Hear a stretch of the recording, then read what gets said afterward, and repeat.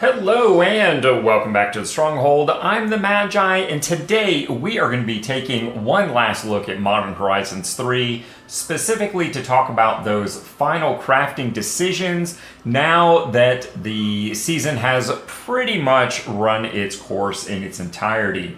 2024 marks the 70th anniversary of the Godzilla franchise, and just like Godzilla, Modern Horizons 3 is going to be an absolute monster of a set. So if you want to throw your weight around just like Godzilla, be sure to like, comment, and subscribe.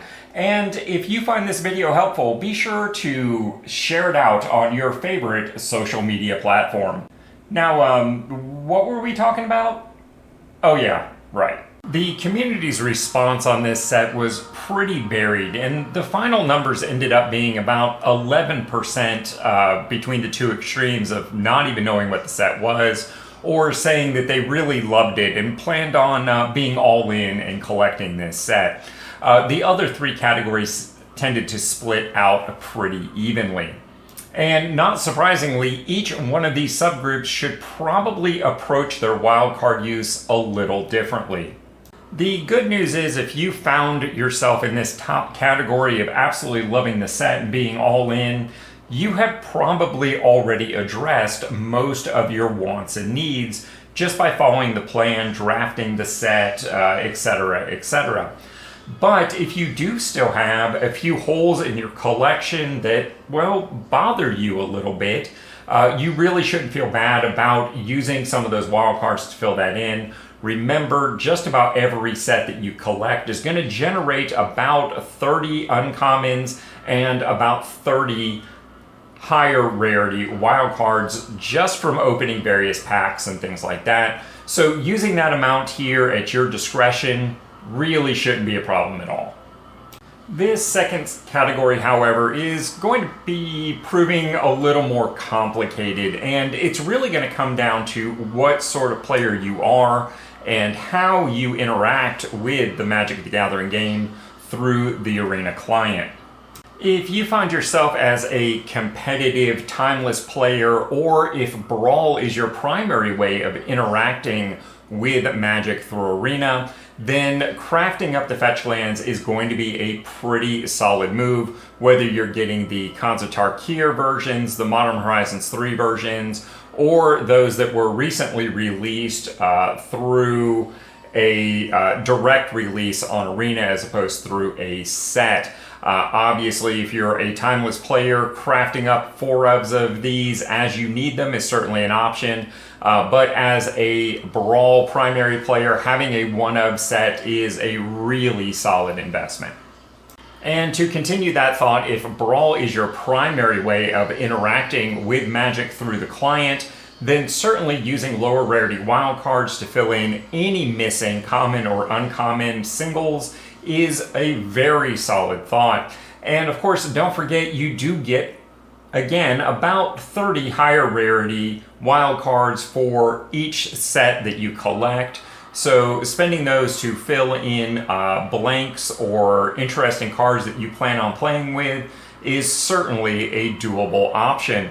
Of course, in both of these cases, don't forget you can simply craft these cards as you need them, as you build decks, as opposed to proactively crafting them now.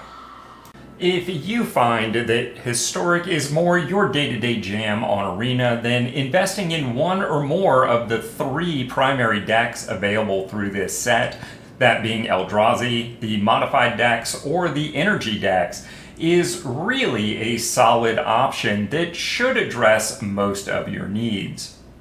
On the flip side of things, if you're a more competitively minded Historic player, certainly making those investments to keep those decks that you've already invested in up to date is of critical importance.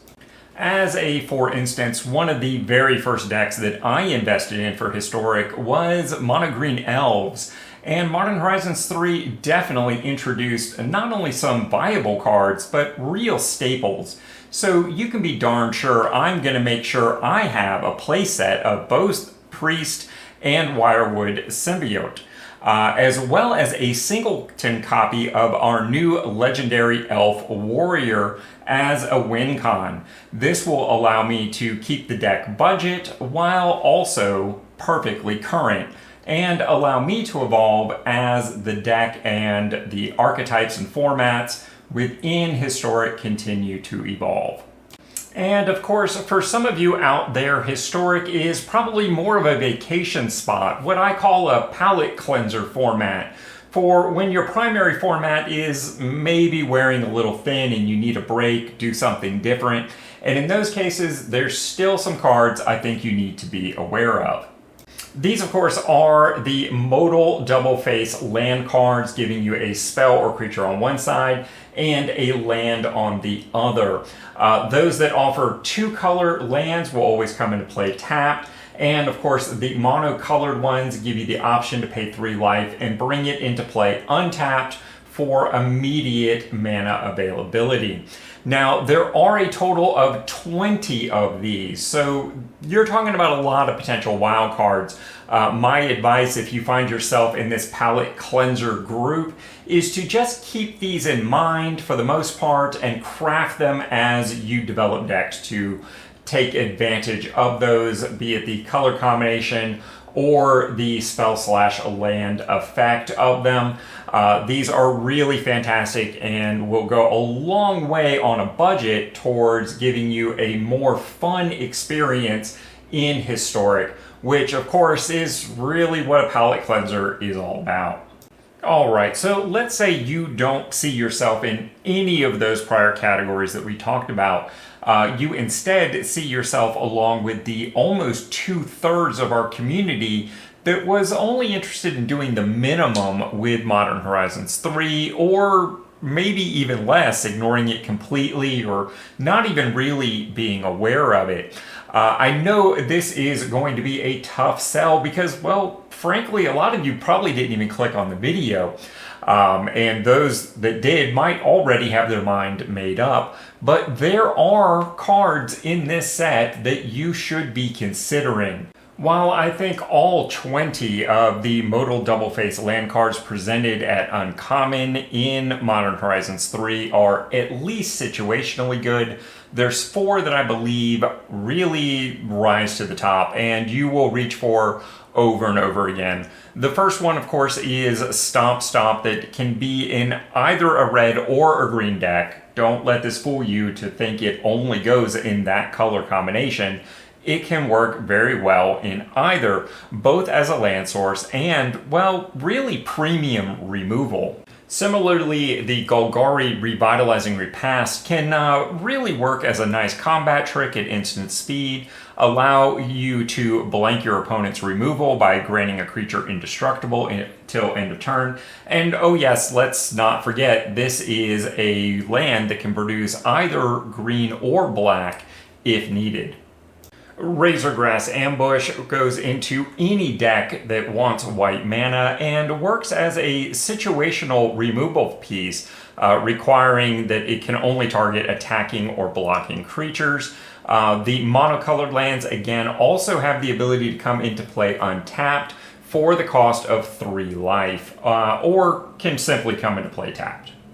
And better yet, Black's Fel the Profane for 4 mana allows you to destroy either a target creature or planeswalker at instant speed. And oh yeah, it's also a land if you should need it. And last but certainly not least, of course, we've got the Solar Transformer, which in my opinion is the best 2-mana rock we have seen introduced during the Arena era. This should be in every budget brawl deck that you build for the foreseeable future, as for 2 mana it offers not only acceleration and ramp, but color fixing on a limited basis.